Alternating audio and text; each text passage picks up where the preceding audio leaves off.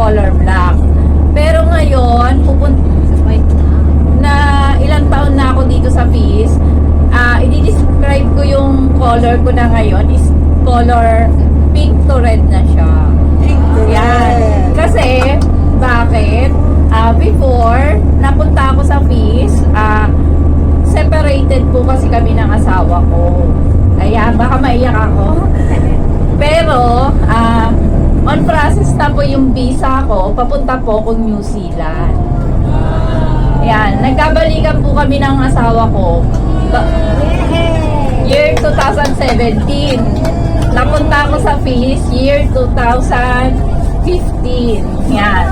Ang galing mag-pray ng mga taga-FIS, grabe. May bonus pa, titira na daw ako sa abroad.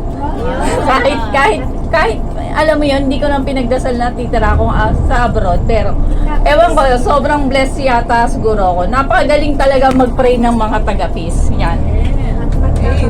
Thank you. Amen.